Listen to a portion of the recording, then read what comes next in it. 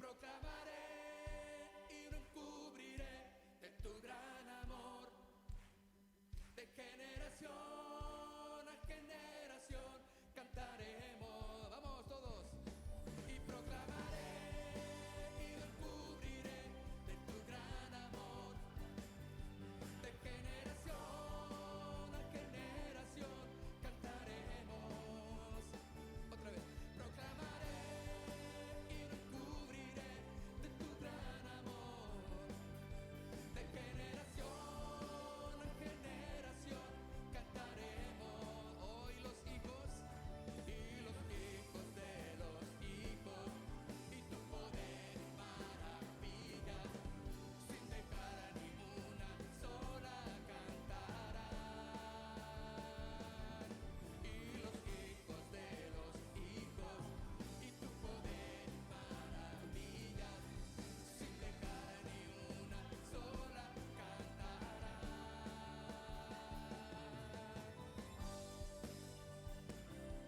Ni una sola, Señor, dejaremos de proclamar tus maravillas.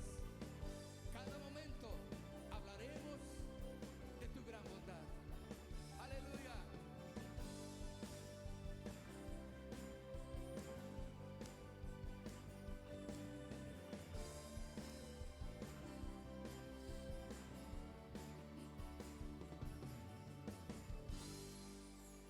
Proclamaremos, Señor. Hablaremos de ti, Dios. Bendecimos tu nombre. Nos alegramos en ti, Señor. Nos alegramos en tu presencia. Todos los que confían en ti te alabamos y aplaudimos, Señor. Aplaudimos a Él.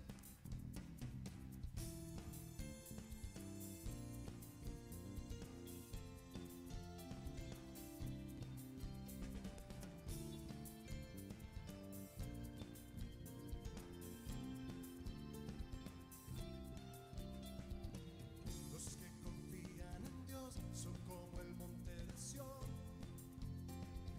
Nada los moverá, firmes permanecerán los que esperan en ti, los que aman tu verdad. Y como Jerusalén con montes alrededor, así tú nos rodearás, tus enemigos caerán delante de ti, Señor. Tú nos defenderás. Alza tus manos y dile: nos mostrarás tu amor, tu gracia y tu favor, porque tú nos defiendes, nos proteges, nos gozaremos en ti. Y nuestra boca se llenará de risa, un cántico nuevo brotará para ti, porque grandes cosas tú has hecho, las naciones oirán y te temerán. Nos libraste con mano poderosa, nos has restaurado, qué grande es tu amor, con nosotros has hecho maravillas. Estamos alegres, Señor, confiamos en ti. Confiamos en ti, Señor, por eso estamos alegres. Gracias por todo tu amor.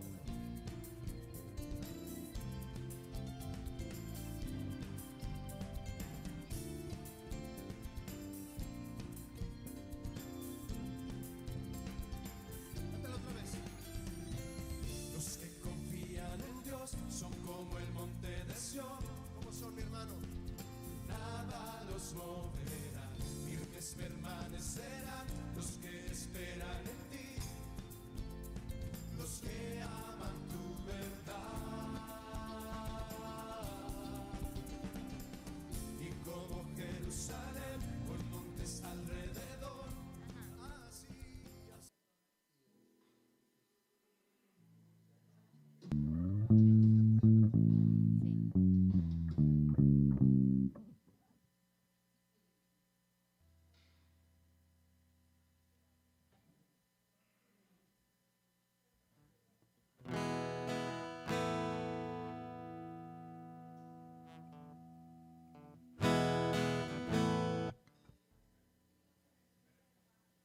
Sí, probando. 1, 2, 3.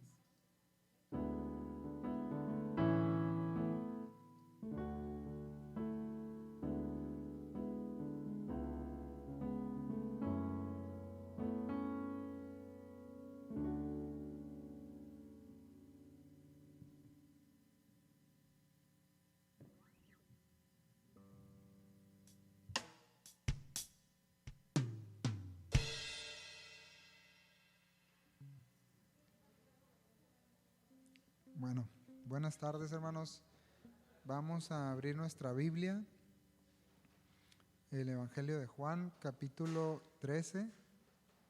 San Juan 13, buenas noches. Bienvenidas a las multitudes de los miércoles.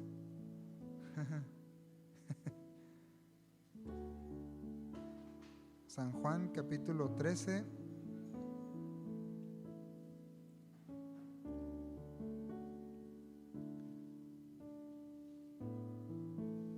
Voy a leer el verso 1. Ahí siga con su vista, por favor.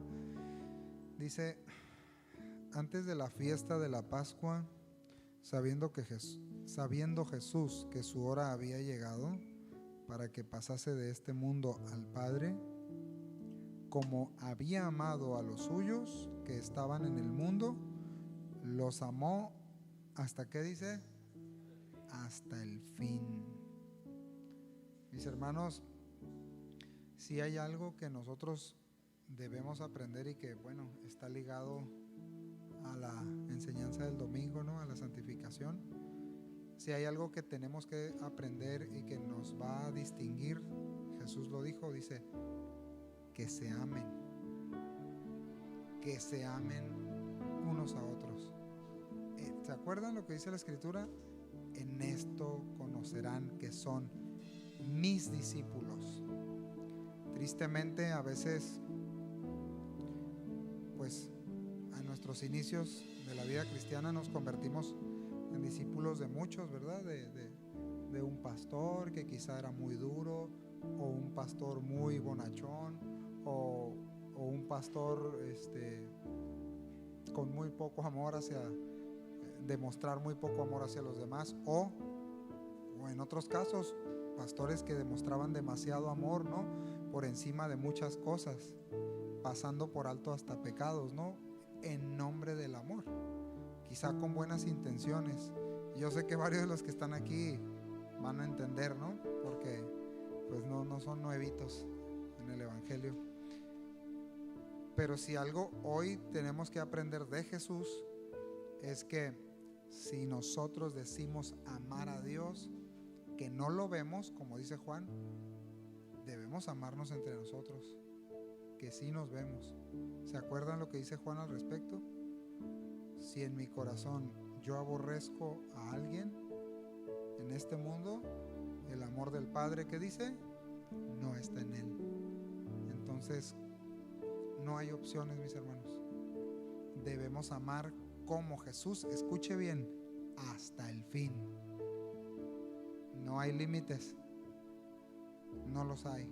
Y a mí me impresiona mucho porque Pedro se resiste, porque él entendía en su cultura que el lavarle los pies era un oficio, un trabajo de menor rango de los siervos de una casa, y era algo humillante. ¿Escuchó? Humillante. Esa palabra que ninguno de nosotros queremos vivir, humillación, pero que Cristo dijo, yo voy. ¿Sí nos damos cuenta? La Escritura habla en Hebreos la humillación de Cristo, en Isaías, en los Evangelios. Entonces Pedro también lo dice. ¿Quién dice que se humilló hasta lo sumo? ¿Quién? Él. Y nosotros a veces venimos a Jesús y no queremos pasar por alto nada, ¿no? La ofensa, no queremos amar. Y no tenemos opción, hermanos. Tenemos que amar a Dios como amamos al prójimo. ¿Cómo la ve? ¿Sí? Tienen cara como que tienen ganas de amarse unos a otros. ¿Qué le parece si oramos y le damos gracias a Dios por este tiempo? ¿Sí?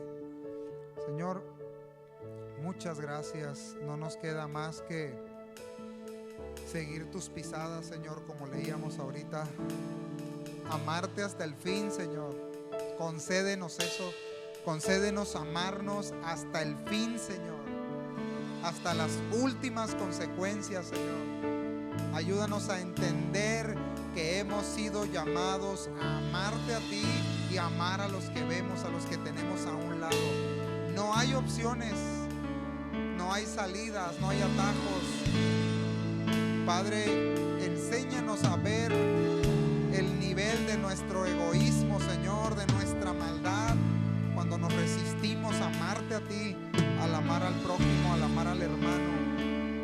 Necesitamos de ti, necesitamos que refresques nuestro espíritu, Señor, nuestro corazón, nuestra mente, que tu palabra, Señor, penetre, Señor, hasta partirnos el alma, las entrañas, Señor, todo lo que está hasta el fondo de nuestro ser, para que hagas una obra, Señor, y podamos responder en amor, en gratitud, en entrega, Señor, hacia ti.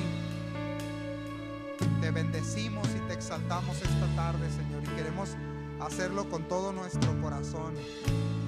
Amén. Le aplaudimos a Él, ¿sí? Muchas gracias, Señor.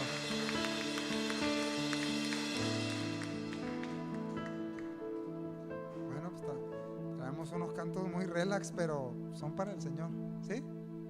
¿Está bien? Vamos a dirigírselos a Él.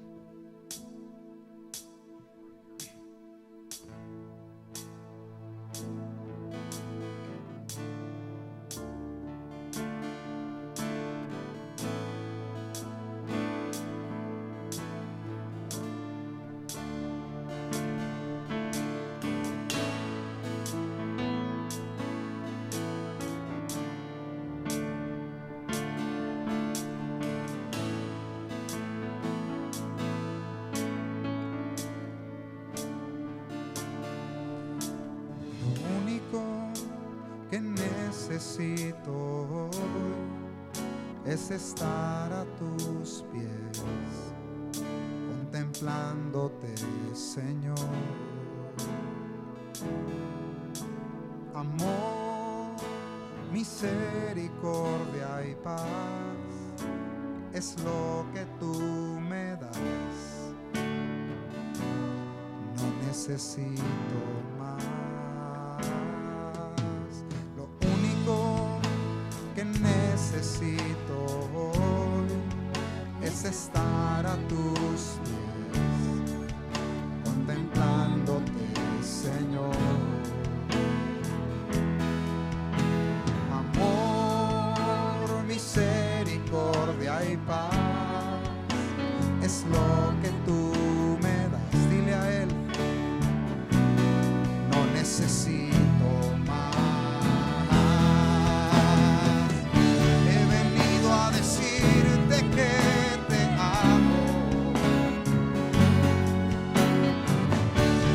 No puedo estar en otro lado que no sea donde tú estás, pues solo tu presencia me llena como nadie más.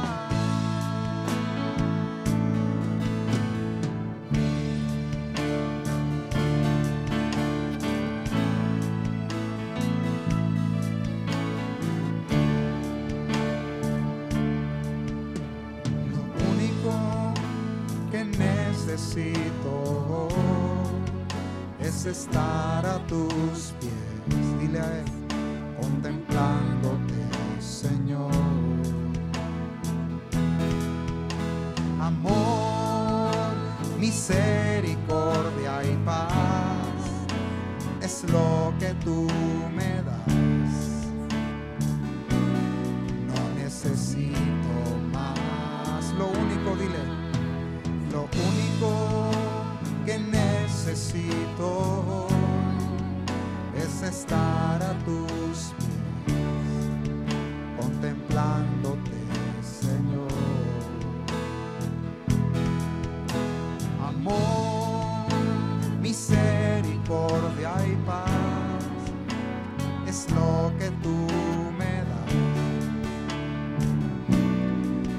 necesito más. He venido a decirte que te amo y no puedo estar en otro lado que no sea donde tú estás, pues solo tu presencia me llena como nadie más. Dile,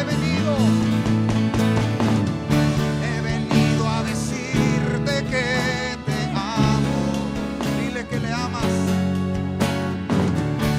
Y no puedo estar en otro lado que no sea donde tú estás,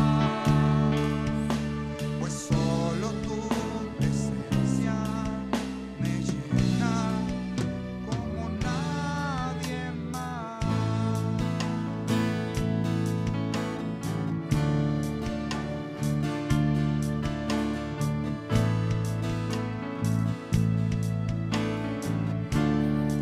Dile por última vez, lo único que necesito es estar a tu, díselo de tu corazón, contemplándote, Señor.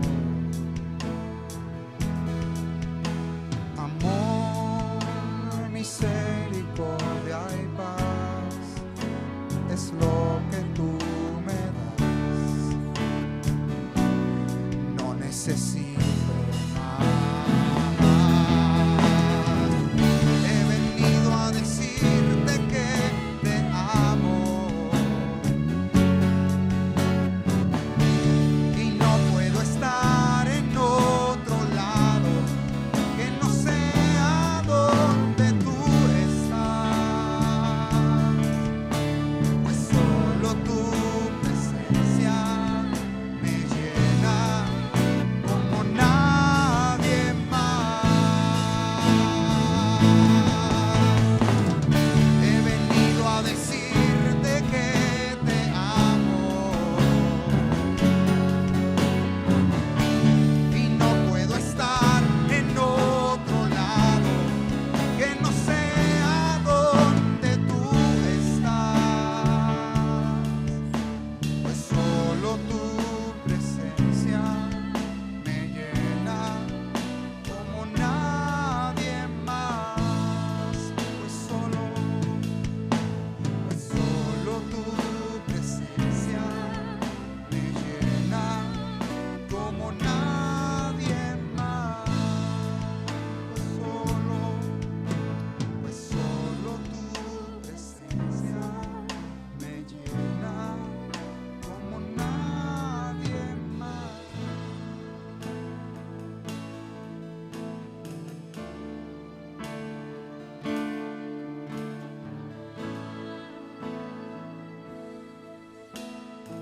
Llénanos, Señor, con tu palabra, con tus verdades, Señor. Inunda nuestra mente, nuestro corazón, Señor, con tu amor, Señor. Amén. Amén.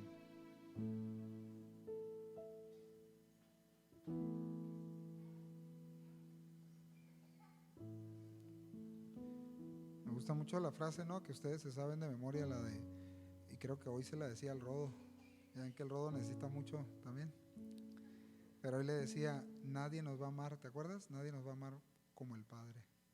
O sea, nadie nos va a amar más que Él. Nadie, ni tu mamá. Ni vas a poder amar a tu hijo más de lo que el Señor te ama a ti o más de lo que Dios ama a nuestros hijos. Qué seguridad, ¿verdad? Amén.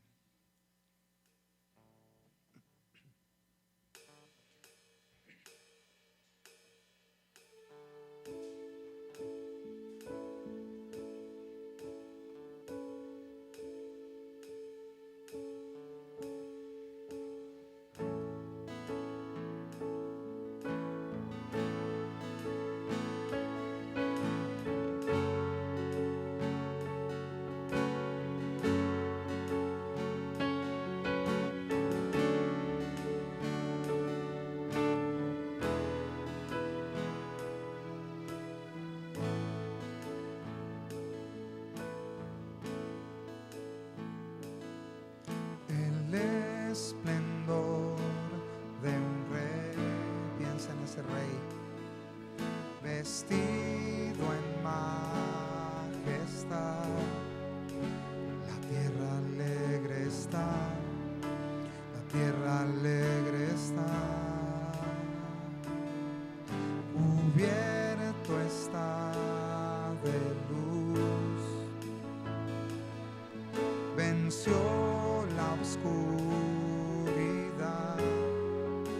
y tiembla a su voz, y tiembla a su voz.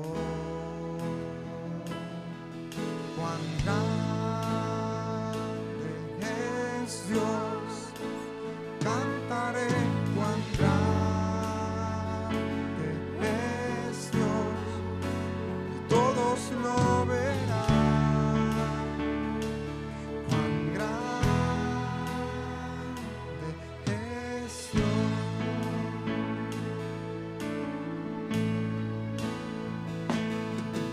El esplendor del Rey, vestido en majestad. La tierra alegre está, la tierra alegre está. Cubierto está de luz, venció la oscuridad y tiembla a su voz, y tiembla a su voz. Dile cuán grande es Dios, cantaré cuán grande es Dios, y todos lo verán. Cuán grande es Dios, cuán grande, cuán grande es Dios, cantaré cuán grande es Dios, y todos lo verán. Cuán grande es Dios.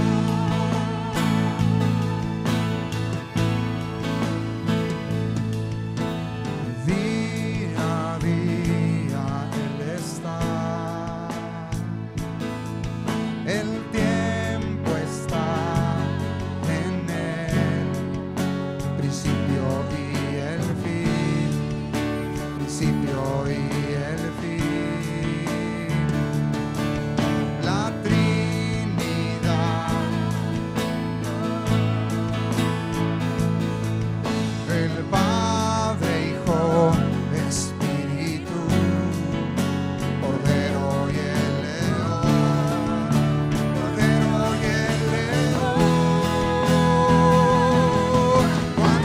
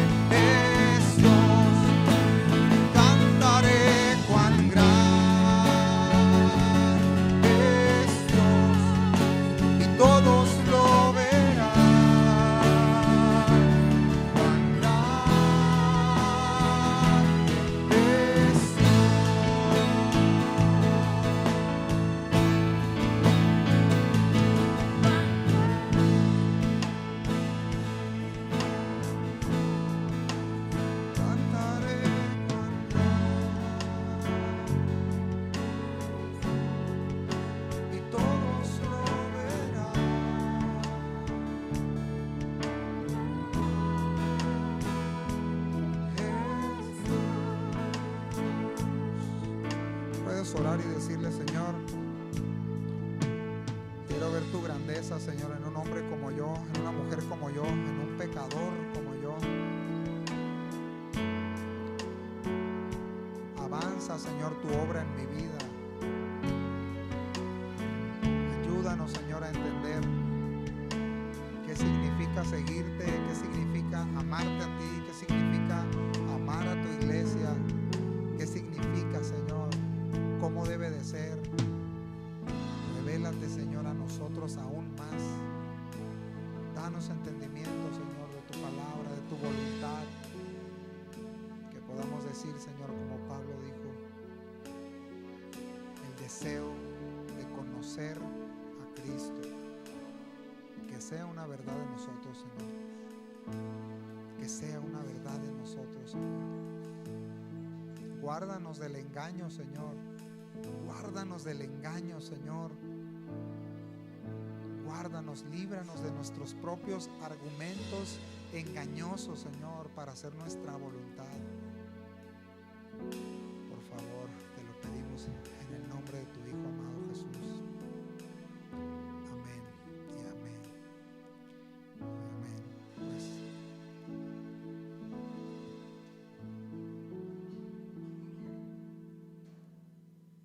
muy bien, pues pueden tomar su lugar, hermanos. Vamos a dejar lugar a nuestro hermano Pedro.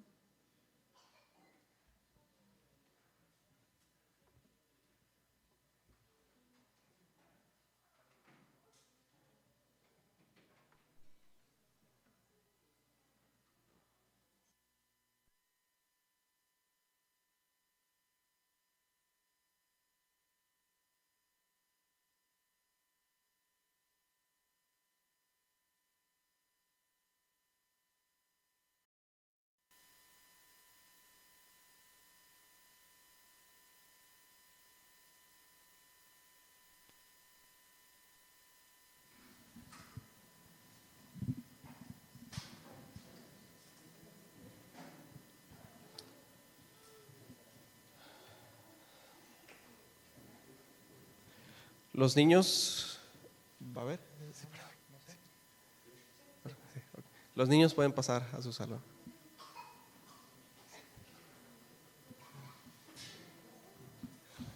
Buenas noches, hermanos. Qué bonito, ¿verdad? Qué bueno es adorar al Señor. ¿Verdad que Dios es digno? Dios es digno. Él es bueno. Y no vengo vestido de padrecito, así es la camisa. Le dije a mi esposa. Sí, pues. Así es. Vayan abriendo por favor su Biblia en Hechos, por favor, carta de Hechos, ahí en el final del capítulo 4. Vamos a leer un poquito de contexto, vamos a ir directo al tema, ¿sí? Vamos a orar, ¿sí? Pidamos al Señor que nos hable, ¿sí? Pide al Señor. Padre, bendito sea tu nombre, gracias en esta noche, Señor, toda gloria es para ti, solo tú eres digno, Señor, de recibir toda gloria, todo el honor, Señor. Solo tú, Padre, te rogamos, Señor, ayúdanos a entender tu palabra, Dios, ayúdanos a escudriñarla, a entenderla, a analizarla, Señor, a ponerla por obra. Padre, te rogamos, ayúdanos, danos entendimiento, Señor, dame de nuevo, Señor, y Padre, que predique en el Espíritu Santo, Señor, no en mi entendimiento, no, Señor, en mi inteligencia, en mis argumentos, sino en tu Espíritu Santo, en tu palabra, Señor, y danos entendimiento, da entendimiento a mis hermanos, Dios, para escuchar tu mensaje y atender. En nombre de Jesús. Amén. Vamos ahí a Hechos 4, a partir del 32, vamos a leer para contexto. Vamos a tratar hoy en día un pasaje muy conocido, así es el pecado de Ananías y Zafira, todos lo conocemos. Vamos a analizar este texto, ¿sí? ¿Están listos? Bueno, conste. Hechos 4, 32 al 37, para contexto, ya lo vimos la enseñanza pasada. Todas las cosas en común se titula. El 32. Y la multitud de los que habían creído era de un corazón y un alma, y ninguno decía ser suyo propio nada de lo que poseía, sino que tenían todas las cosas en común.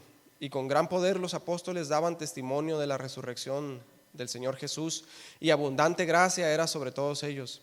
Así que no había entre ellos ningún necesitado, porque todos los que poseían heredades o casas las vendían y traían el precio de lo vendido y lo ponían a los pies de los apóstoles, y se repartía a cada uno según su necesidad.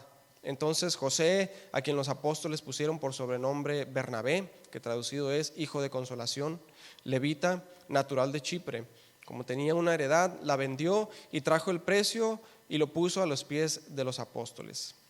De esto nos hablaba hermanito Carlos a enseñanza pasada, y está totalmente conectado con la enseñanza de hoy, ¿sí? Porque miren, pongan atención, dice en el 5, que es lo que vamos a analizar hoy. Pero cierto hombre llamado Ananías, con Zafira su mujer, vendió una heredad y sustrajo del precio, sabiéndolo también su mujer, y trayendo solo una parte, la puso a los pies de los apóstoles, y dijo Pedro: Ananías, ¿por qué llenó Satanás tu corazón para que mintieses al Espíritu Santo y sustrajeses del precio de la heredad? Reteniéndola, ¿no se te quedaba a ti? Y vendida, ¿no estaba en tu poder? ¿Por qué pusiste esto en tu corazón? No has mentido a los hombres, sino a Dios. Al oír Ananías estas palabras, cayó y expiró, y vino un gran temor sobre todos los que lo oyeron. Y levantándose los jóvenes, lo envolvieron y sacándolo, lo sepultaron. Pasado un lapso como de 3 horas, sucedió que entró su mujer, no sabiendo lo que había acontecido. Entonces Pedro le dijo: Dime, ¿vendisteis en tanto la heredad? Y ella dijo: Sí, en tanto. Y Pedro le dijo: ¿Por qué convinisteis en tentar al Espíritu del Señor? He aquí a la puerta los pies de los que han sepultado a tu marido, y te sacarán a ti. Al instante ella cayó a los pies de él y expiró. Y cuando entraron los jóvenes, la hallaron muerta, y la sacaron y la sepultaron junto a su marido. Y vino gran temor sobre toda la iglesia y sobre todos los que oyeron estas cosas. Sí, tremendo pasaje. Miren, entonces dice ahí al final del capítulo 4 de Hechos, ahí se registra la hermosa, la amorosa, la sacrificial unidad de la iglesia. Sí, hemos visto desde el principio de la carta, del libro de los Hechos, que los primeros días de la iglesia fueron gloriosos. Sí, fueron días de mucho gozo, de mucha bendición, de predicación valiente del evangelio puro. Fueron días de oración, ¿sí? Se juntaban a orar, se juntaban a partir el pan a la mesa del Señor. Y dice que eran de un corazón y de un alma, y tenían todas las cosas en común. Y no consideraban nada de lo que tenían como suyo propio, sino que compartían con los que tenían necesidad. Sí, porque ellos, miren, sabían que todo lo que tenían era del Señor y no de ellos. Y miren, muchos de los que habían venido a Jerusalén de otros lugares para las fiestas, hablamos de esto, y se habían convertido a la predicación de Pedro ahí en Pentecostés y en el templo, la predicación de los discípulos, se habían quedado en Jerusalén, ya no regresaron a sus tierras. Sí, entonces ya no tenían casas, no tenían pertenencias, dejaron todo, ¿sí? Probablemente sus familias les dieron la espalda, se quedaron sin nada, fueron expulsados de las sinagogas. Además, la iglesia estaba ahí en Jerusalén, ¿sí? Entonces no había por qué regresar a su tierra. Ahí estaban los creyentes, entonces habitaban en comunidad, pero entonces había necesidad, ¿sí? Y comprendieron que debían compartir de lo que tenían, los que tenían cosas así, y compartir hicieron, ¿sí? De modo que no había ni una sola persona, dice, no había ni una sola persona con necesidad entre ellos. Fíjense, increíble. No tenían apego entonces desmedido por lo terrenal, sino que comprendían que lo que tenemos le pertenece al Señor y que ha de ser usado para su gloria, ¿sí? También dice que con gran poder daban testimonio de la resurrección de Jesucristo. Ellos estaban entonces comprometidos con el amor de Dios y el amor al prójimo, aún en peligro de muerte. Y entonces dice, a causa de esto, abundante gracia era sobre todos ellos. Entonces la hermandad de ellos era sincera, el testimonio era trascendente. El resultado, la iglesia se multiplicó. Se cree que en este punto eran alrededor de 20,000 personas, por los datos que nos da anteriormente, si recuerdan. Aunque no tenemos un número exacto, sí, es un aproximado. Incluso cuando empieza la persecución, como vimos anteriormente, continuaron creciendo, sí, continuaron multiplicándose. De hecho, entre más persecución había, con mayor denuedo predicaban la palabra y testificaban de la resurrección de nuestro Señor Jesucristo. De modo que los perseguidores se quedaban sin argumentos, como vimos también anteriormente. Y miren, nunca desde el principio de la historia de la iglesia, desde que el pecado entró en el mundo, había sucedido algo así. Nunca había sucedido algo así desde que el pecado entró en el mundo. Y es que ahora en este punto el Mesías ya había venido. Ahora el pago por nuestra expiación ya había sido ofrecido. Y ahora nuestro Redentor ya había resucitado, ¿sí? Ya había sido exaltado, y ahora el Espíritu Santo ya había venido a morar en los creyentes y habían recibido una nueva naturaleza. ¿Sí? Por eso es que este tiempo fue tan trascendental. Nunca había sucedido esto desde el principio, desde que entró el pecado en el hombre. Una nueva era había empezado, ¿sí? Después de Cristo. Estamos en el después de Cristo. Esto marca, divide los tiempos.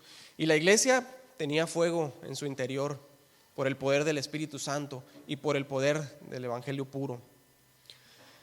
Pero entonces Satanás, el enemigo de nuestras almas, el enemigo de la iglesia, no se quedó de brazos cruzados y se infiltró en la iglesia, así como se infiltró en el jardín del Edén. Primero, la persecución, pero falló en hacer daño a la iglesia. De hecho, fomentó el crecimiento de la misma. Hay un dicho antiguo que dice: la sangre de los mártires se convirtió en la semilla de la iglesia. Sí, y esto es muy cierto, porque la iglesia que es perseguida es la iglesia que más florece. Sí, porque una iglesia perseguida es una iglesia purificada, sí, como vimos anteriormente. Y la iglesia purificada es una iglesia firme, es una iglesia fuerte. Pero entonces Satanás, no pudiendo hacer daño a la iglesia desde afuera con la persecución, lo hizo desde adentro. El Señor ya nos lo había advertido: el enemigo sembrará cizaña entre el trigo, Mateo 13. Y la consigna del Señor Jesús es confrontar y juzgar este pecado. Mateo 18, 15 al 17, se lo leo. Si tu hermano peca contra ti, ve y repréndele, estando tú y él solos. Si te oyere, has ganado a tu hermano. Mas si no te oyere, toma aún contigo a uno o dos, para que en boca de 2 o 3 testigos conste toda palabra. Si no los oyere a ellos, dilo a la iglesia. Y si no oyere a la iglesia, tenle por gentil y publicano. Sea expulsado de la iglesia. ¿Sí? Entonces, en la primera sección del capítulo 5 de Hechos se registra el primer pecado expuesto y juzgado de la iglesia. Sí, el pecado ha infestado a la iglesia desde entonces. Este es el mayor daño que la iglesia puede recibir, es un daño interno. ¿Sí? Y miren, la Biblia no omite los pecados y errores de los creyentes desde el principio hasta el final de la Escritura. ¿Por qué? Porque la Biblia no es un libro escrito por el intelecto o la sabiduría humana. De lo contrario, si hubiera sido escrito por los hebreos, pues todo sería perfecto, ¿no? En cuanto a los relatos de quienes están ahí en la Escritura. Sino que la Biblia fue escrita por inspiración del único, santo y sabio Dios. Sí, y en sus letras están plasmados los pecados de los hombres y sus consecuencias, como testimonio para que no ignoremos y no pequemos deliberadamente, sabiendo que sus juicios son verdaderos y son justos. Entendemos también que la iglesia no es perfecta, porque está llena de hombres y mujeres imperfectos. Somos imperfectos. Que hay pecado en la iglesia porque hay pecadores en la iglesia. Pero entonces Dios tomó a esta iglesia imperfecta, a hombres imperfectos, incluidos los apóstoles, ¿sí? No eran mayores a usted y yo, sino que eran hombres imperfectos, pero Jesús los fue moldeando, el Espíritu Santo los fue moldeando, y con ellos puso al mundo de cabeza, cambió los tiempos. Sin embargo, el pecado tiene consecuencias y debe ser juzgado. Sí, esto fue lo que pasó aquí en el versículo 5. Pero dice, miren, ahí en el 4, 36 y 37, que Bernabé, que tenía un don para consolar a los hermanos, un buen hombre lleno del Espíritu Santo, según Hechos 11, él tenía un terrenito, sí, allá rumbo a los Planes, muy bonito, rústico. Lo vendió y trajo el dinero a los apóstoles para ser administrado por ellos, para ser repartido según la necesidad de cada uno. Lo hizo voluntariamente, de corazón. Y cuando se hace así, entonces el sacrificio, según la palabra, según Filipenses 4:18, es olor fragante, sacrificio acepto, agradable a Dios. Ajá. En este principio de la iglesia, cuando el amor de los creyentes era tan profundo, era fácil darlo todo para la gloria de Dios. Pero ahora entonces aquí en el 5:1 el texto empieza con un oscuro pero. Sí, hasta el mejor hombre tiene su pero, hasta la mejor iglesia tiene su pero. Y la luz de la iglesia descrita anteriormente en los primeros versículos se ve eclipsada por las tinieblas, por lo que sucede a continuación. Así como el pecado de Acán trastornó el campamento de Israel después de la conquista de Jericó, si recuerdan, cuando él tomó del anatema, del cual el Señor les dijo, no tomarán, no tocarán. Sí, así el pecado de Ananías opaca el triunfo de la iglesia primitiva. Y se registra entonces el primer pecado expuesto, juzgado y disciplinado en la iglesia. Pero entonces, ¿no había pecado antes de esto, desde el día de Pentecostés hasta este momento? Sí había pecado, claro que sí. ¿Por qué? Porque somos pecadores, redimidos por la sangre de Cristo, ¿sí? Pero aún viviendo en un cuerpo de muerte. Ajá. Y estamos en un proceso de santificación. ¿Sí? Entonces, ¿había pecado en la iglesia? Sí se había, pero este es el primer pecado que se juzga públicamente en la iglesia, el primer pecado registrado. Ajá. ¿Y por qué se juzgó con tanta severidad? Bueno, vamos a analizar el texto y mientras lo hacemos, piense en la seriedad del pecado en la iglesia. Dice en el 5:1, pero cierto hombre llamado Ananías, con Zafira su mujer, vendió una heredad. Si ellos hicieron lo mismo que los demás, como dice al final del capítulo 4, dice, ellos vendieron una heredad también como los demás lo hicieron para traer el dinero a los apóstoles, ¿sí? Y seguramente aquellos que hacían esto eran bien reconocidos y con justa razón, porque aquellos que no tenían nada y que recibían la ayuda, pues seguramente estaban muy agradecidos. Y según lo que se sabe es que se reunían aún ahí en el pórtico de Salomón. Ellos se seguían reuniendo en el pórtico de Salomón, a veces en algunas casas, pero iban al templo. Sí, iban al templo y se reunían muchos, o sea, eran 20,000 personas.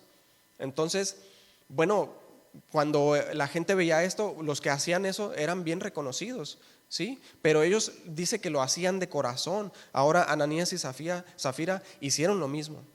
Ellos vendieron y trajeron el dinero. Pero entonces Ananías y Zafira, ellos sí pensaron que sería bueno formar parte de esto, ¿sí? Y procedieron a hacerlo. Y luego dice en el verso 2, y sustrajo del precio, sabiéndolo también su mujer, y trayendo solo una parte, lo puso a los pies de los apóstoles. Vendieron el terreno y trajeron una parte. Pero nos preguntamos, ¿qué de malo tiene esto? ¿Sí? ¿Por qué Dios aborreció tanto su ofrenda? ¿Cuál fue el pecado de Ananías y Zafira? ¿Y por qué fue castigado inmediata y severamente? Sí, porque su pecado no fue el dar o el no dar o la cantidad, ¿sí? O el haber vendido y dar una parte. Ese no fue su pecado, ¿sí? Porque el Nuevo Testamento no nos habla de cantidades, ¿sí? No nos habla de cantidad. Porque vemos que la viuda que dio 2 moneditas dio más que los demás, que daban mucho, pero daban de lo que les sobraba, ¿sí? No está mal no vender tu propiedad y darlo todo a los necesitados. Él nos da todas las cosas y Él nos da la capacidad de elegir qué hacer con ello. Sí, pero ojo, la palabra sí nos dice que demos, que ayudemos, sí lo hace, sí, pero no nos habla de cantidad.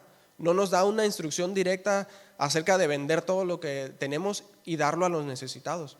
Solo hay una ocasión en la que sí hubo una instrucción directa de parte del Señor a una persona en particular de vender todo y darlo a los pobres, el joven rico, ¿sí? Si recuerdan, pero no obedeció y se fue triste, ¿sí? Porque no quiso desprenderse de sus riquezas y seguir a Cristo. Pero la Escritura no nos dice nada de él después de esto, pero el Señor dice, qué difícil es para alguien como él entrar en el reino de los cielos, ¿sí? Y si Dios nos mandara a nosotros expresa y directamente a vender todo y darlo a los pobres, pues más nos vale obedecer, ¿verdad? Pero los creyentes de la iglesia primitiva, la Escritura no nos dice que hayan recibido esta instrucción, sino que lo hicieron voluntariamente y de corazón, porque vieron la necesidad, ¿sí? Eso sí nos manda la Escritura, eso sí nos manda. Dice, porque el que tiene bienes de este mundo y ve a su hermano tener necesidad y cierra contra él su corazón, ¿cómo mora el amor de Dios en él? Primera de Juan 3:17. Sí, debemos de dar, debemos ver por las necesidades de los hermanos, debemos hacerlo. Pero el que es dueño de la plata y el oro, él es el que escudriña y ve la intención del corazón del hombre, ¿sí? Entonces, ¿qué pasó entonces con Ananías y Zafira? Bueno, esta es la cuestión. Ellos vendieron la heredad y trajeron parte del precio y pretendieron que lo habían traído todo para aparentar, ¿sí? No querían dar voluntariamente y de corazón, sino que lo dieron con el propósito de vanagloriarse. Y esto fue abominable a los ojos del Señor. Y el pecado de Ananías y Zafira fue entonces la mentira, la hipocresía. Y Dios odia la mentira. Dios odia la hipocresía por cuanto Él es la verdad. ¿Y quién es el padre de mentira? Así es. Número 3, y dijo Pedro, Ananías, ¿por qué llenó Satanás tu corazón para que mintieses al Espíritu Santo y sustrajeses del precio de la heredad? Sí, ¿qué le dijo Pedro cuando le trajeron el dinero? Vénganos tu reino para el carruaje que quería. E hizo diácono a Ananías y a Zafira profetiza. No, sino que Pedro, con la autoridad que le había dado el Espíritu Santo, juzga este caso de pecado en la iglesia. A pesar de que Pedro mismo había pecado, había negado a Cristo anteriormente, pero había sido redimido. Pero el Señor le encomendó, apacienta a mis ovejas. Apacienta a mis ovejas. Pedro, apacienta a mis ovejas. ¿Sí? Y el Espíritu Santo no solo le reveló la mentira, sino que también descubrió que Satanás había llenado su corazón. La palabra llenado, pleró en el original, es la misma palabra que se utilizó antes en el capítulo 4 para decir que Pedro y Juan fueron llenos del Espíritu Santo cuando estaban predicando la palabra del Señor. Sí, así de la misma manera, Satanás llenó el corazón de Ananías y le sedujo, como la serpiente sedujo a Eva y le engañó para que comiera del fruto prohibido. De la misma manera engañó a Ananías y Zafira. Y miren, si hubiera sido un pecado de debilidad inesperada, la consecuencia no hubiera sido tan severa. Pero el hecho es que Ananías había dejado al enemigo entrar en su corazón y le llevó a tomar esta decisión. Él era culpable y dice, has mentido al Espíritu Santo. El pecado es el pecado pues de la mentira y de la hipocresía el que es juzgado aquí. Una mentira que fue dicha para hacerlos ver más espirituales. Querían ganar prestigio y gloria para sí mismos, ganar estatus en la iglesia. Pensaron que iban a ser aplaudidos por su sacrificio y al mismo tiempo guardar algo de dinero para sí. Sí, y esto es codicia, un pecado más a la cuenta. Pensaron que iban a ser aplaudidos por su sacrificio, pero en lugar de eso fueron humillados. La hipocresía en términos bíblicos es crear una impresión engañosa del carácter espiritual de uno. ¿Sí? Es simular algo que no se es en verdad, actuarlo, aparentarlo. Y el Señor odia la hipocresía. Si recuerdan, ay de ustedes, escribas y fariseos, hipócritas, ay de ustedes, hipócritas, muchas veces les dijo. El hipócrita dice y no hace, pero aparenta, y ama el reconocimiento y las alabanzas, como los fariseos. Amaban que les dijeran rabí, rabí. Amaban las salutaciones en las plazas, amaban los primeros lugares en las cenas y en las sinagogas. Amaban ser vistos dando limosnas, tocaban trompeta delante de ellos cuando lo hacían.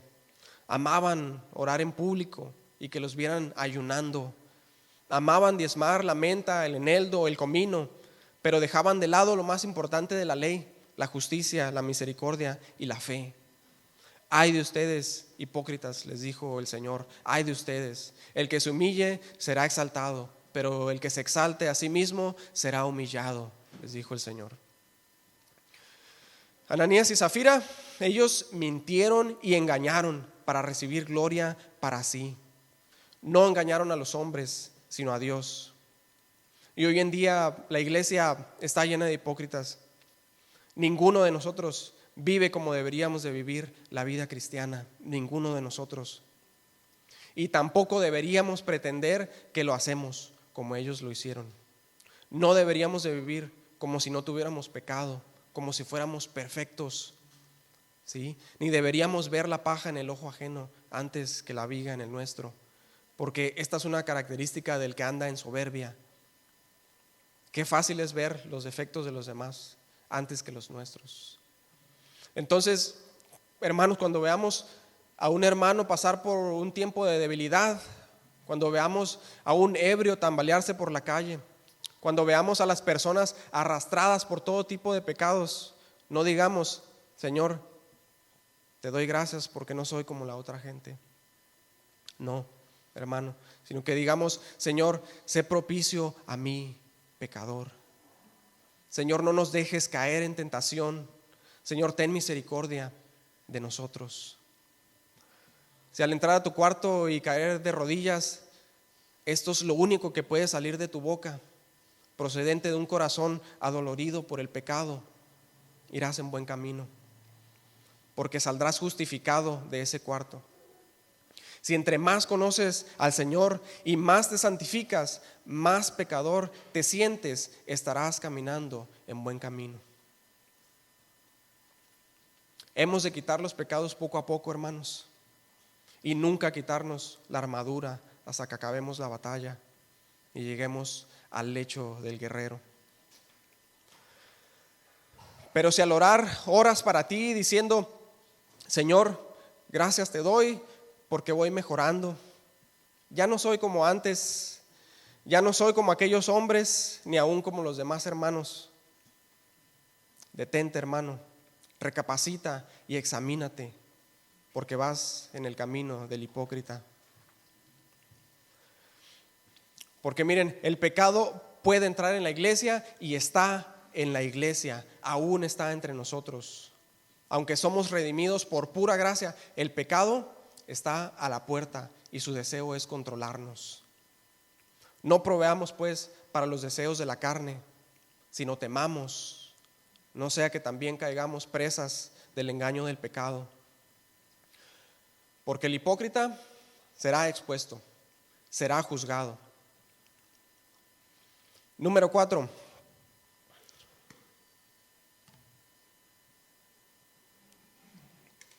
Versículo 4. Reteniéndola, ¿no se te quedaba a ti? Y vendida, ¿no estaba en tu poder? ¿Por qué pusiste esto en tu corazón? No has mentido a los hombres, sino a Dios. ¿Sí? ¿Qué le está diciendo Pedro? Ananías, nadie te obligó a vender la heredad. Y si la querías vender, nadie te obligó a traer ese dinero. Y si querías traer el dinero, ¿por qué trajiste una parte aparentando que lo trajiste todo? Mejor es no prometer que prometer y no cumplir. Eso nos dice la Escritura. Si ellos hubieran dicho, aquí está una parte de la heredad, lo otro lo ocupo para algo más, otra historia sería. otra historia sería.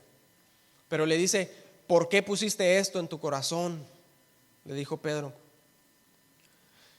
Aunque Satanás había llenado su corazón para hacer esto, toda la culpa cayó sobre él, por cuanto somos responsables y capaces de tomar decisiones.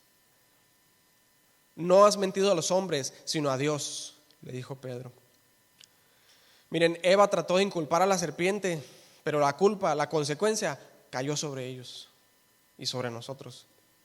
Cuando David confesó su pecado, dijo: contra ti solo he pecado y he hecho lo malo delante de tus ojos. Podremos mentir a los hombres, pero a Dios no lo podemos engañar, hermanos. Dios no puede ser burlado. Toda mentira saldrá a la luz. Él conoce nuestra mente, Él conoce nuestro corazón, conoce nuestros pensamientos. Aún antes de que la palabra salga de nuestra boca, Él ya la conoce toda. Y en este punto de la historia, el pecado de Ananías y Zafira golpea a la iglesia en su tiempo de mayor auge. Sí, Pedro escribió más adelante en 1 de Pedro 4:17: porque es tiempo que el juicio comience por la casa de Dios. Y ese juicio, hermanos, empieza por la integridad espiritual de la iglesia. Y si la iglesia ha de ser expuesta por su hipocresía. Y así es, sí, hoy más que nunca la iglesia está siendo expuesta. Ahí lo pueden ver en YouTube, en las noticias, por todos lados, por todos los medios. La iglesia está siendo expuesta por la hipocresía. Toda esta máscara de espiritualidad, de contentamiento extrovertido y despreocupado de la iglesia contemporánea está cayendo, exponiendo toda clase de pecados vergonzosos en la iglesia y en sus ministros. El pecado en la iglesia es una realidad, hermanos, es triste, pero no podemos deshacernos de él por completo, todavía no.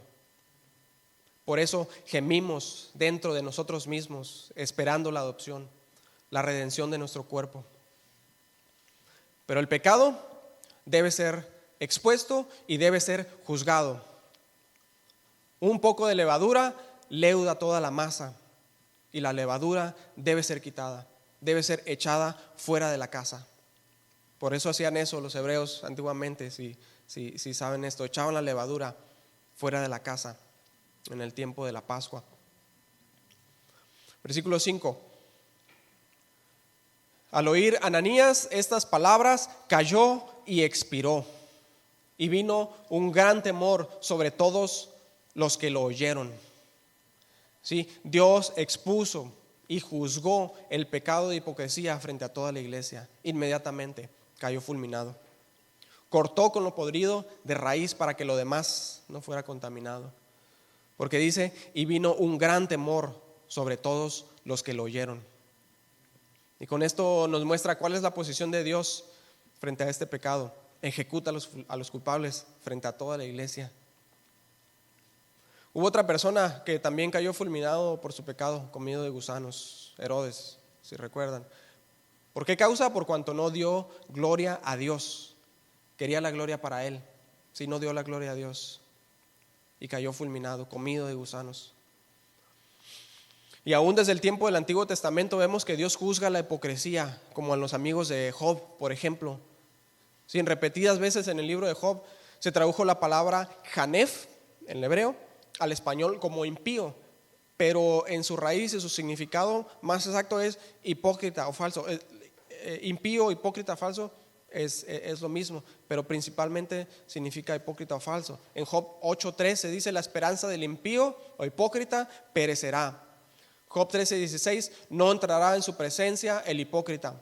Job 20:5, la alegría de los malos es breve y el gozo del hipócrita por un momento.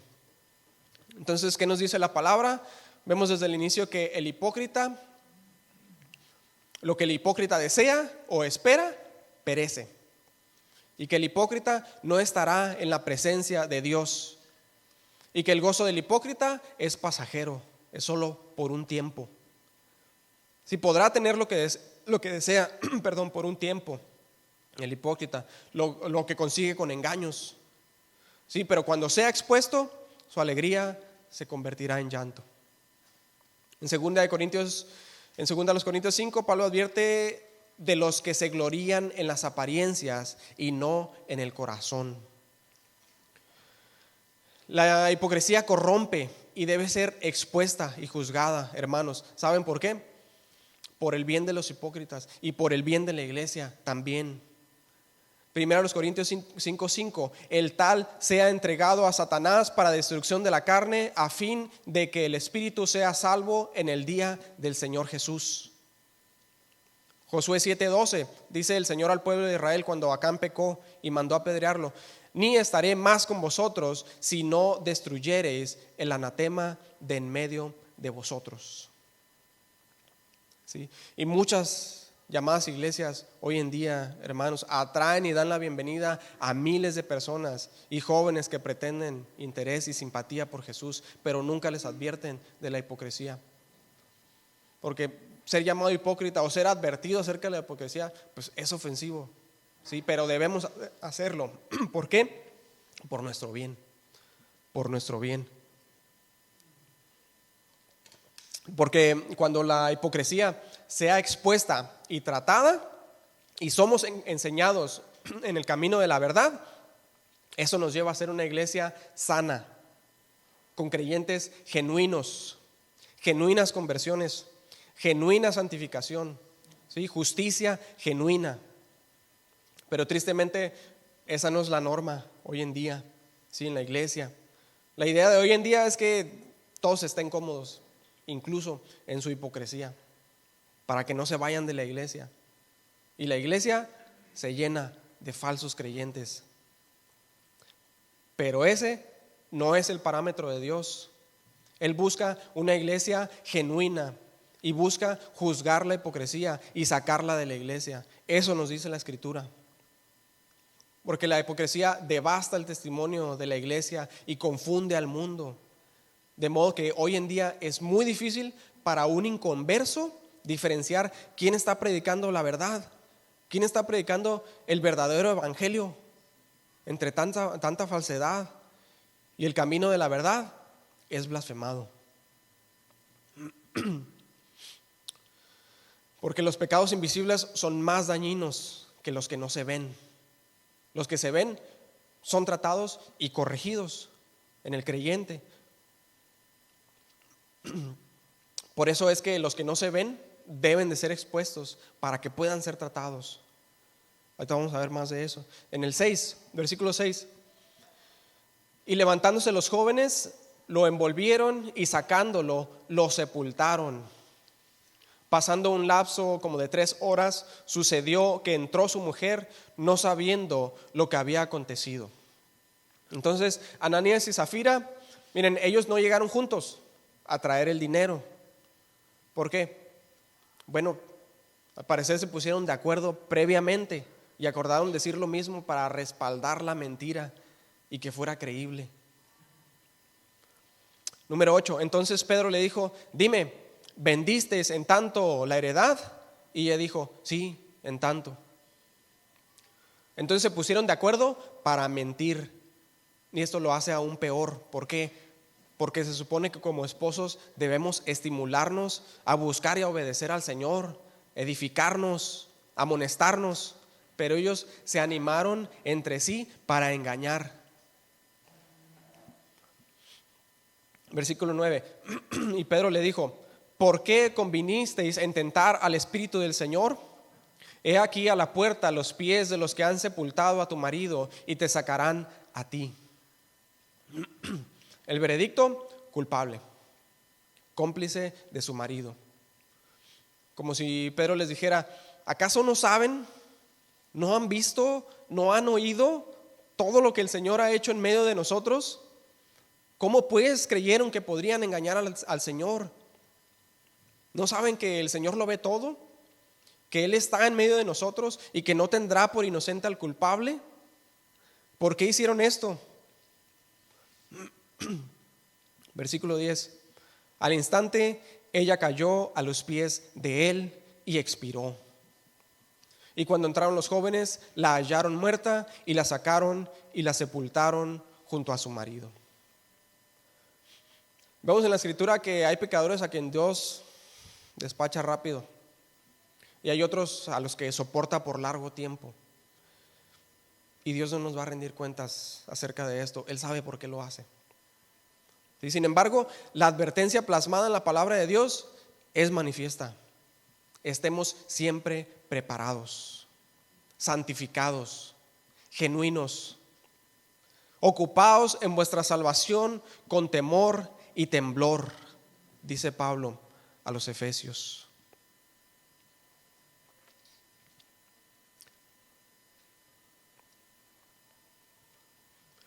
Versículo 11.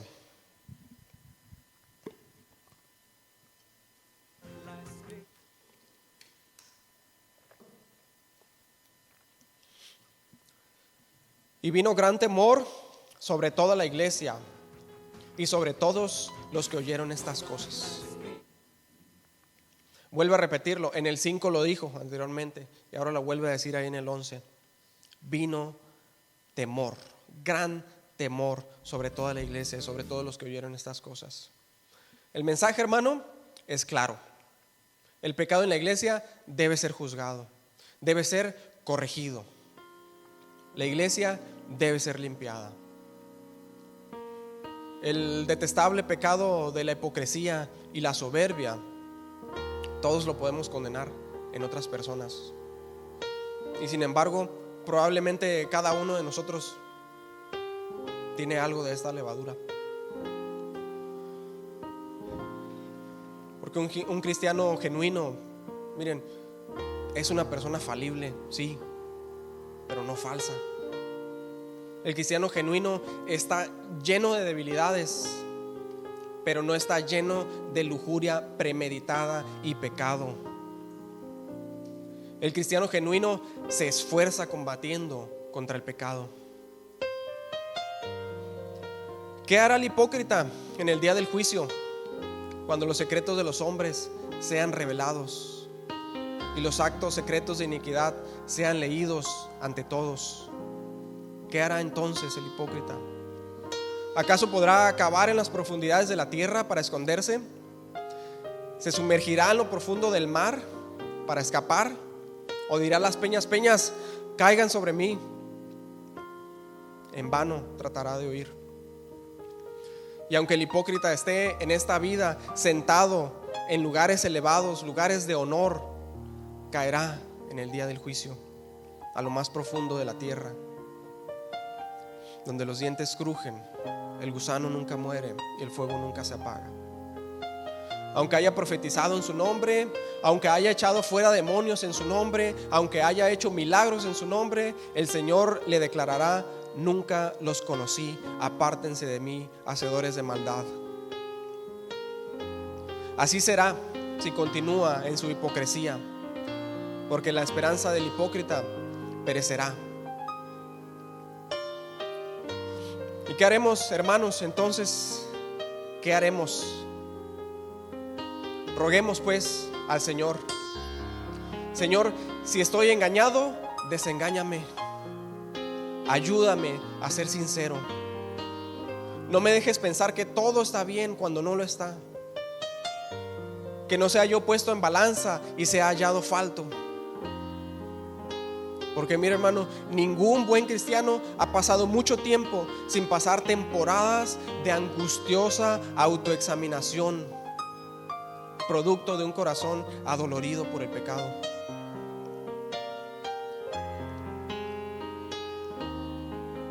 Examinémonos pues, para que en aquel día no huyamos avergonzados. Que podamos decir con confianza: el Señor ha quitado mi pecado. Que podamos descansar en Cristo sin temor, sin ocultar nada. Que podamos esperar la venida de nuestro Señor Jesucristo con gozo, ¿sí? No en angustia. Y que podamos enfrentar la muerte en paz, sin temor. Porque algún día estaremos en el lecho de muerte, hermano, en donde es vano jugar al hipócrita. Que Dios nos haga sinceros. Porque si morimos con una profesión de fe vacía, moriremos por la eternidad. Asegurémonos de conocer la verdadera condición de nuestro corazón ahora. Que Dios nos dé verdadera gracia y verdadera fe. Que seamos pesados en balanza ahora, para que si somos hallados faltos, sea ahora en vida y no en la eternidad. Que seamos cristianos genuinos, no perfectos, pero genuinos, honestos, sin pretensiones de grandeza, buscadores de la verdad y de la santidad. Que el Señor desenmascare y exponga y juzgue la hipocresía entre nosotros, para que de corazón sincero le sirvamos.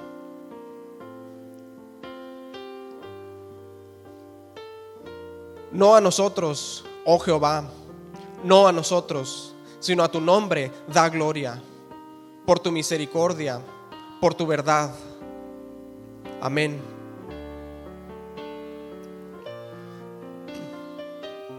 Padre, gracias. Gracias, Señor Dios. Bendito sea tu nombre, Señor. Tú eres temible. Eres justo. Tus juicios son justos. Y si tú nos juzgas, tú serías justo. Pero has sido paciente con nosotros. Has sido misericordioso. Has sido bueno. Has sido bondadoso con nosotros, a pesar de que no lo merecemos. Tú nos has mostrado tus bondades cada día. Cada día, Señor. Ayúdanos, Padre. Ayúdanos, Señor. Quita de nosotros, Señor, la hipocresía. Exponla. Haznos saber nuestros pecados ocultos. Haznos saber, Señor, ahora en vida, y que no seamos avergonzados en aquel día, Señor. Ayúdanos a ser sinceros, ayúdanos a ser genuinos. Ayúdanos, Señor.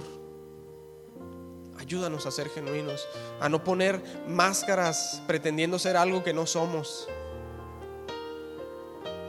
Somos pecadores, pero hemos sido redimidos por tu gracia y por tu misericordia, por tu justicia, por fe en Jesús. Y te damos gracias, te damos muchas gracias, porque nos hablas a tiempo y nos haces saber nuestra iniquidad, nos haces ver nuestra iniquidad. Que cada día podamos crecer, Señor, en gracia, en fe, en sabiduría, y que podamos entender que delante de ti somos pecadores y que necesitamos arrepentimiento cada día. Que no pensemos que estamos bien, que no hay pecado en nosotros. Señor, ayúdanos a ver nuestro pecado y ayúdanos, Señor, Padre, a santificarnos cada día, a purificarnos cada día, a lavar nuestros pies, nuestras manos, porque tú ya nos has lavado por completo. Ayúdanos a santificarnos más y más cada día hasta que tú vengas o seamos llamados a tu presencia. Ayúdanos, Padre, necesitamos de ti, Padre. Ayúdanos a ver nuestra iniquidad antes de ver los defectos de los demás. Ayúdanos a ser una iglesia sincera, genuina, no perfecta, genuina. Ayúdanos, bendito Dios. Ayúdanos, Padre. Ayúdanos, Señor. Toda la gloria, toda la honra, todo el honor sean a ti, Señor. Solo tú eres digno, Padre. En nombre de Jesús. Amén y amén. Vamos a seguir con la oración, hermanitos.